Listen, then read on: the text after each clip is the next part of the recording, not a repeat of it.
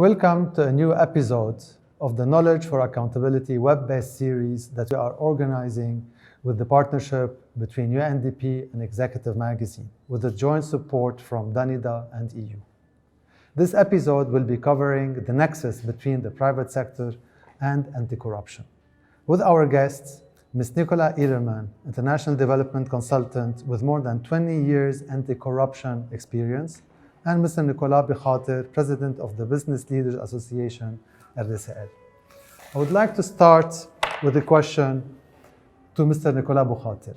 What are the different manifestations of corruption in Lebanon within the private sector? Thank you, Yasser, for hosting me. I believe the first thing to mention is that without a state of law, unfortunately, we have a multitude of types of legal private sector. What I mean by that is that in Lebanon there exists a private legal sector of Lebanon, which are paying taxes, paying their duties, their custom duties, paying their VAT. They are well governed, they abide by code of ethics, they train their employees on a zero tolerance policy, they train themselves and their families on the same issues.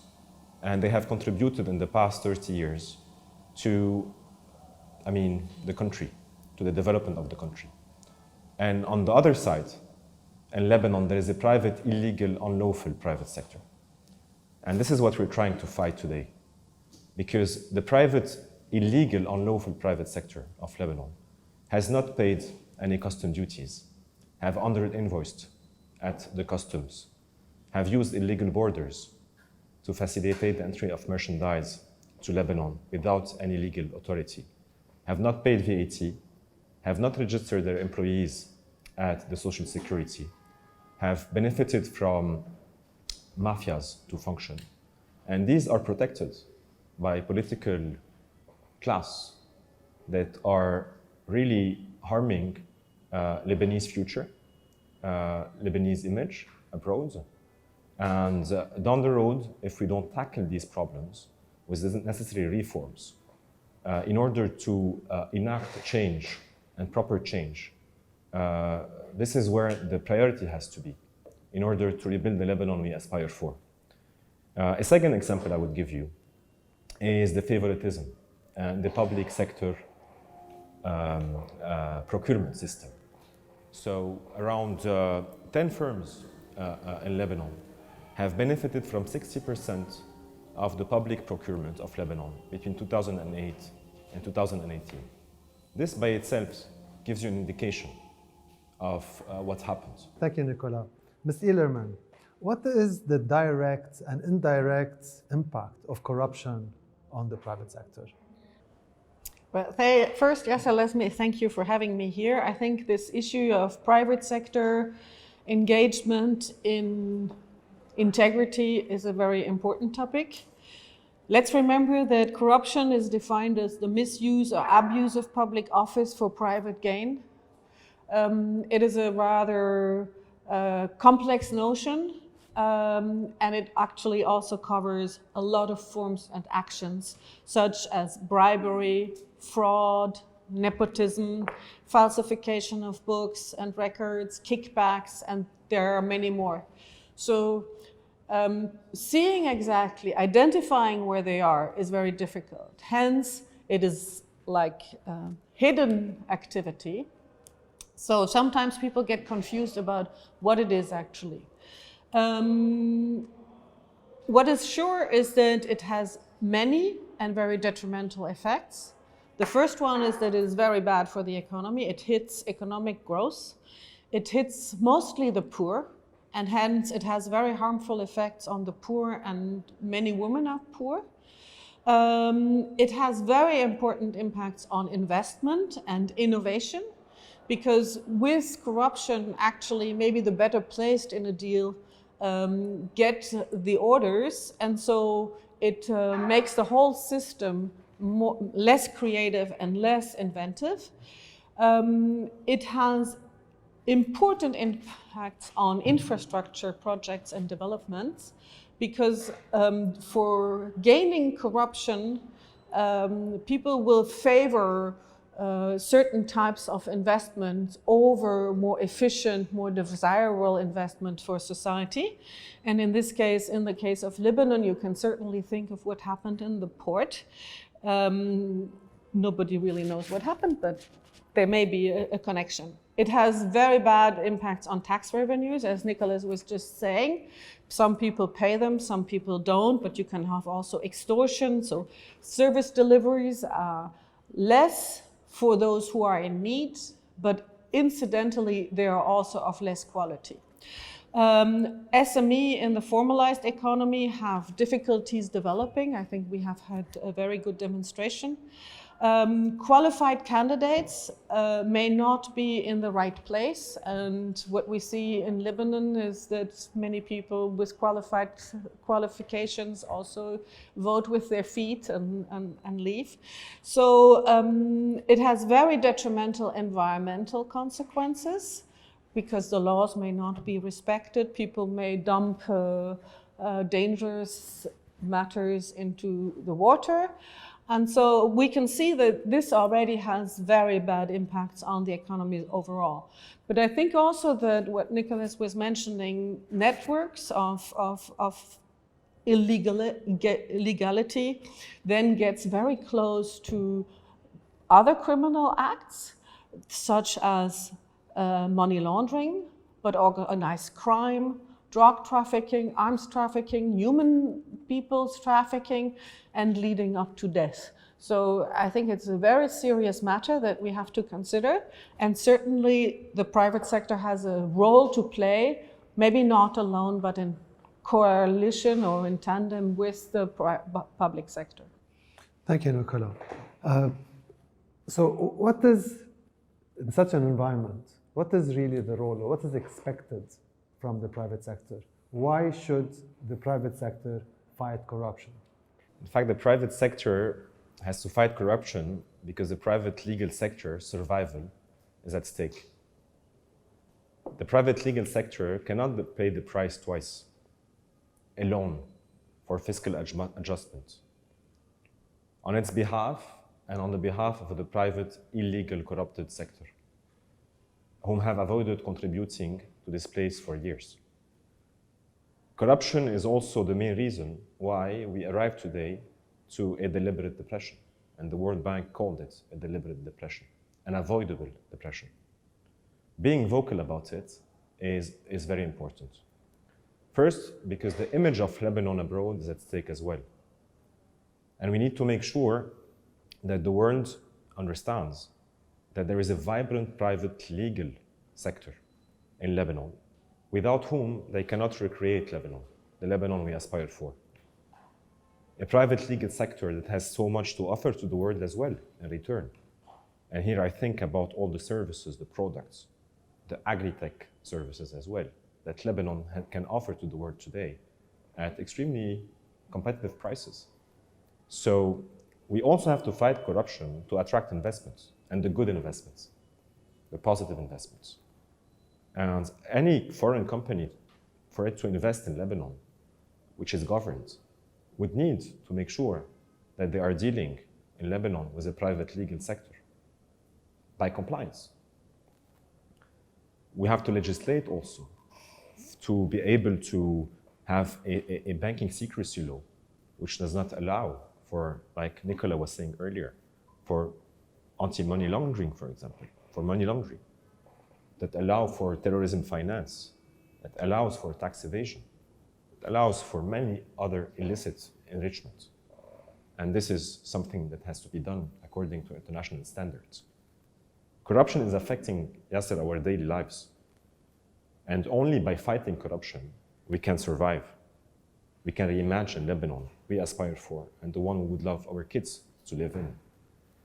The reason for all of that is because we believe we can.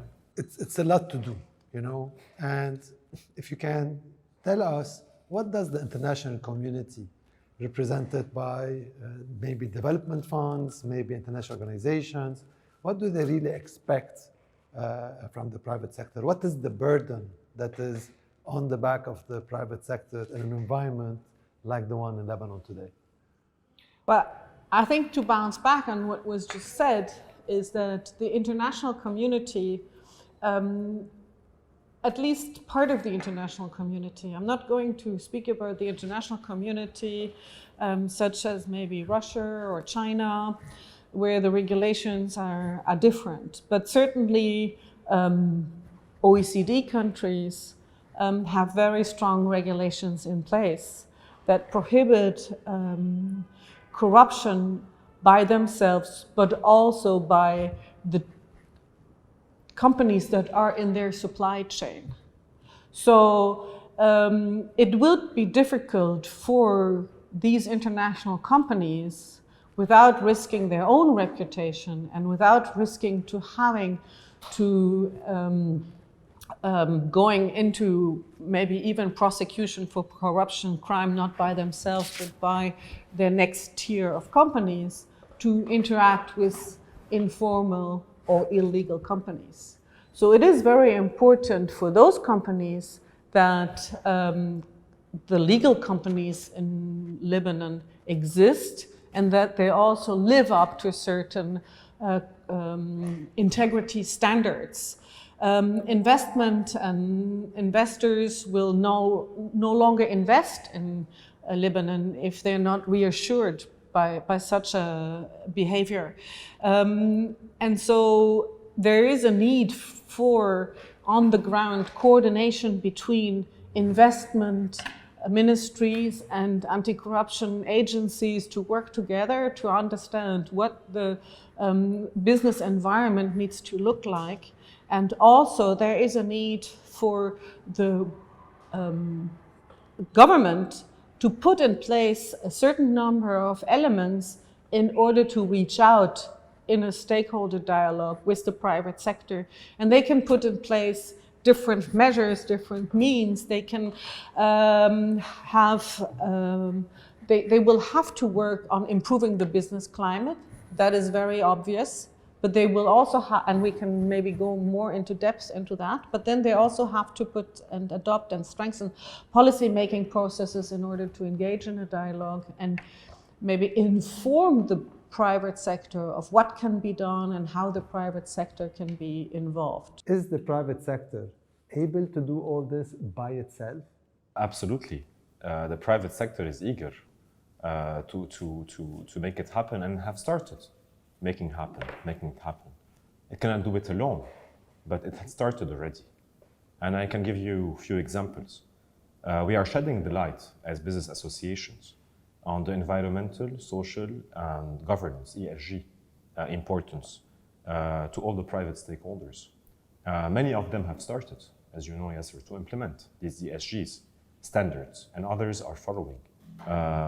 Moreover, we are pushing for establishing risk management modules inside the companies and audits, advocating for the development of anti-corruption frameworks inside organizations, advocate for an independent justice, because without independent justice, the perpetrators will not be held accountable.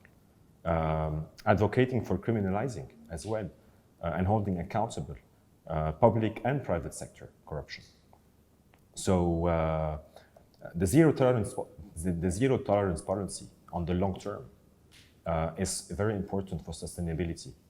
And some companies are in Lebanon, exist for more than 100 years and have faced the World War I, World War II, catastrophe across the regions, which we all know about, and lately the crisis that happened in Lebanon. So the sustainability of these family businesses is extremely important, but also pushing these ESGs to the SMEs of Lebanon, which represent 95% or more of the numbers of companies in Lebanon, is important down the road. And this is what we are striving to push for. The private legal sector have to lead by example. And only by leading by example, it can transform as well the public governance. But how do we compel companies, to embark on these improvement programs, or how do we trigger this inflection point in private sector behavior? Is there lessons learned? Is there something that we should be done in order to trigger this understanding? in Europe, most of the countries have a functioning government, and so there is indeed a role for the government to play.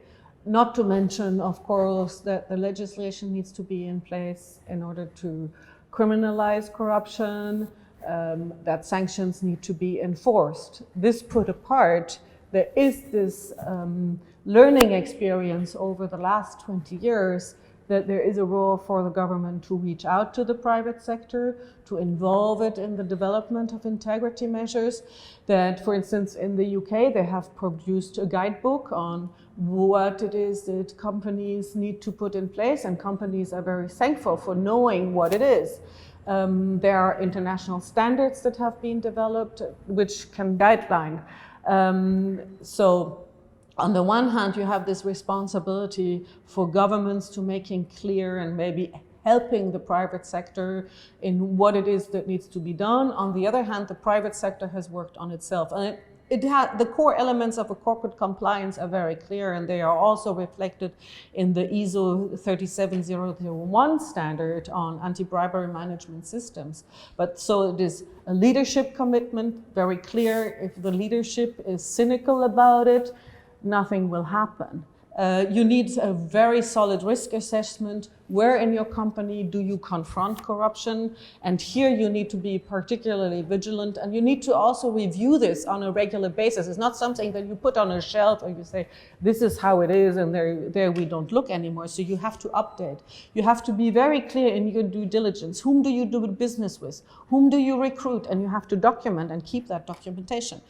You need to be able to identify beneficial owner in a completely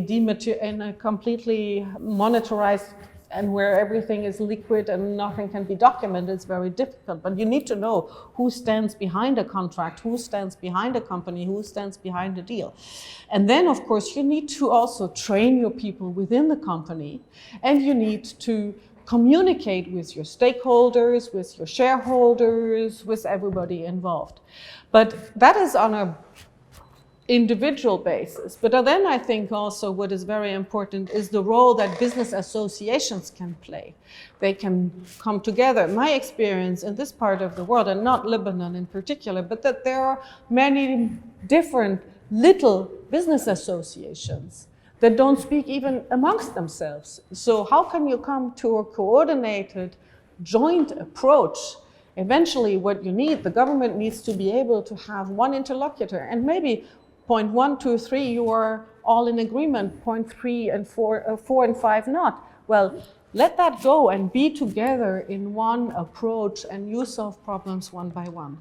And eventually, I think, what we have also seen, and where people work on, for instance, the Basel Institute has a hub on that, is anti-corruption collective action by private sector itself that comes together. Maybe this is part of another discussion.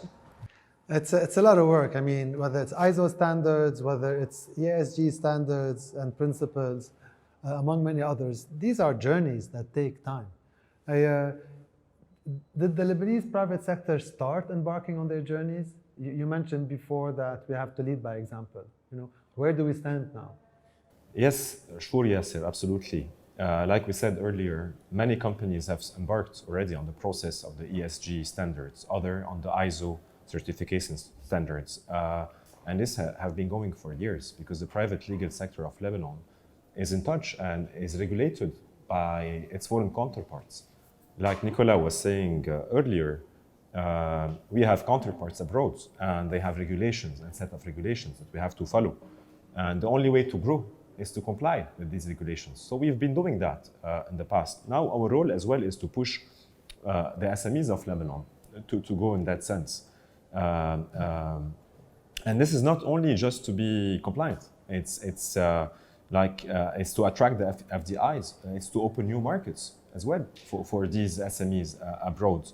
It's to retain talents, because to retain a talent inside the company, you can retain him in an easier way in case you are compliant with these sets of regulations.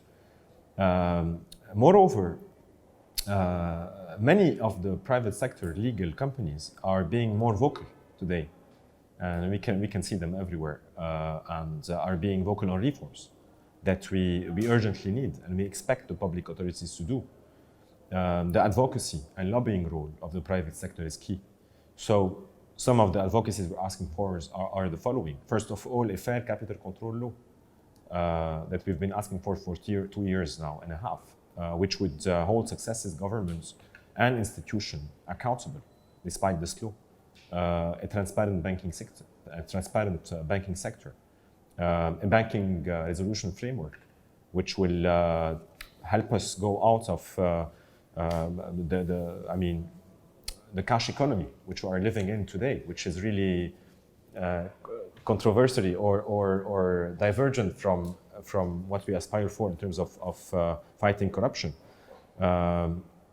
and influencing change. So influencing change in the countries across the globe, the private legal sector is a lobby force which is tremendous. I only agree with the earlier comment that the unity of the private sector around these messages and working together hand in hand is key to establish these reforms.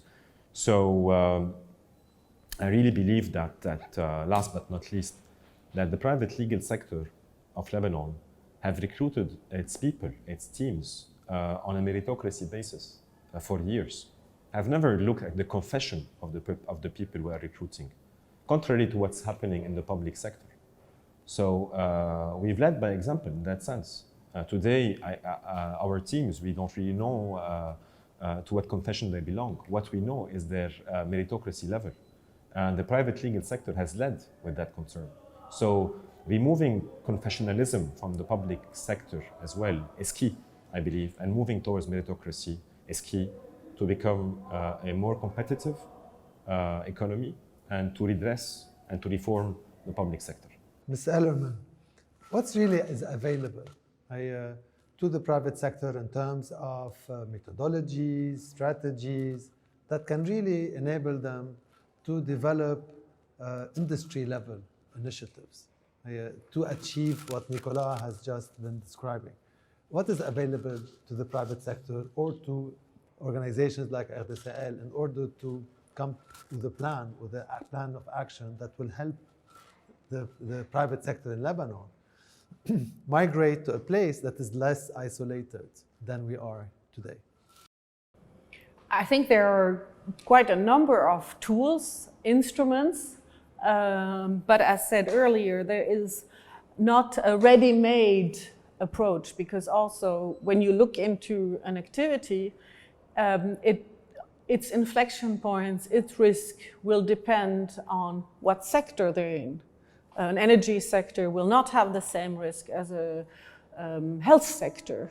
So, but even when you think about the health sector, there are international agreements amongst the health industry to live up to certain standards. So I think that a number of elements are important, such as transparency, such as meritocracy.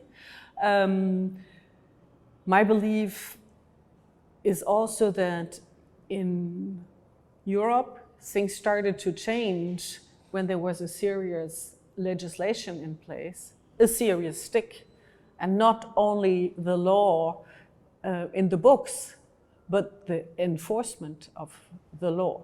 So when you have a stick, you can also have a carrot. And so there are a number of elements out there. We spoke about the corporate elements that companies should put in place. And then you have a number of initiatives in the various sectors to live up to the standards. You have certainly possibilities also from the Lebanese private sector to reach out to the international sector and to be in this supply chain.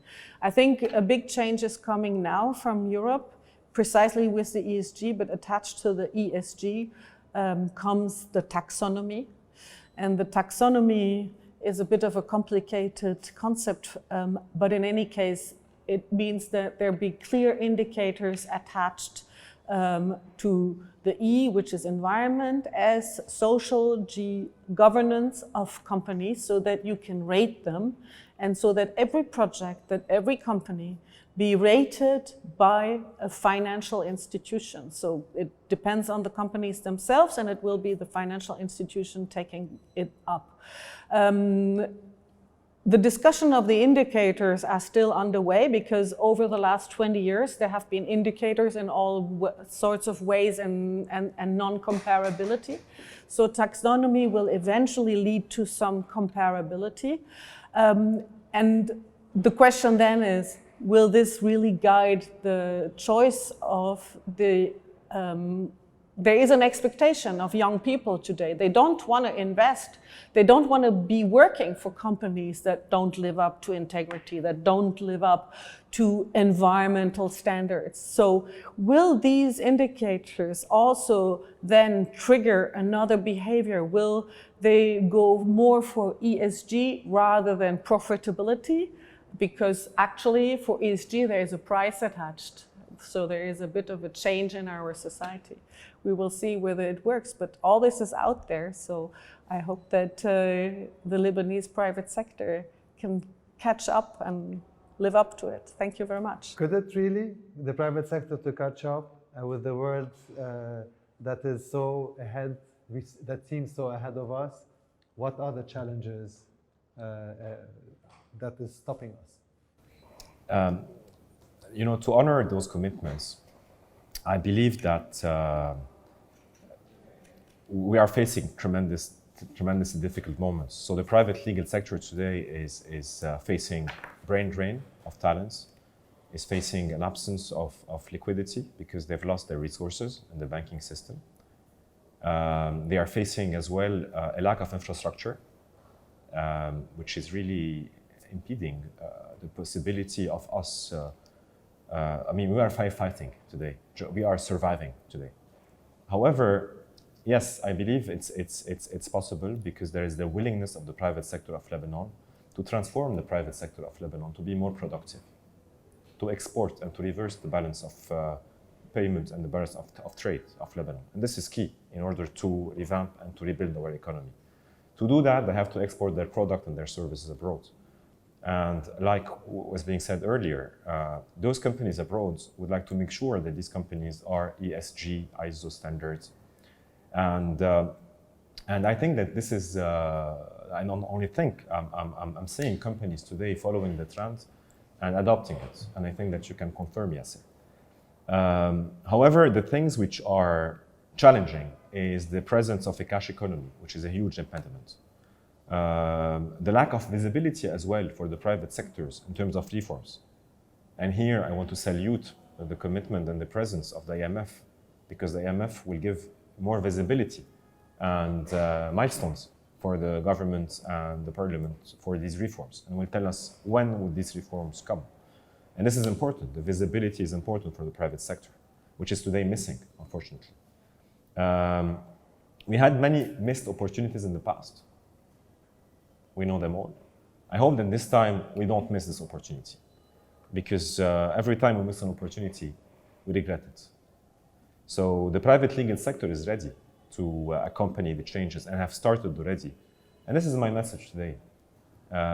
If you kind of come and look as international companies to the private legal sector of Lebanon, you'll find jewels, which would be really interested to find co-investors, to find FDIs, to find markets. And this is something that the world can benefit from in terms of competitiveness. So I'm always the one seeing the half of the glass full, because I believe in this place and I love it. And Lebanese have succeeded everywhere in the world. So why wouldn't they succeed in Lebanon? They are the ones who have strived in foreign companies and have established these standards in foreign companies. So they can do it here as well and have started doing it. So I think that we have to focus as well on, like I said earlier, on an independent justice. Very important. We have to focus on controlling our borders. We have to focus on synchronizing state activities. So for example, connecting the Ministry of Finance to the custom duties operation. We have to absolutely push for accountability. We have to push for the reduction of the public sector size, which is enormous today. We have to use the PPP model to make sure that these state-owned enterprise and these infrastructures are properly managed over time before any additional taxation on the private legal sector. Because my fear is that all of this taxation comes and destroy the private remaining legal sector of Lebanon. So let's do it in the right order. And this is my message as well tonight. Thank you so much, Mr. Bou Khater. Thank you so much, Ms. Ehlermann. And let's hope for the best for this country. But with people like you, I'm confident that we will achieve our goals. Thank you so much.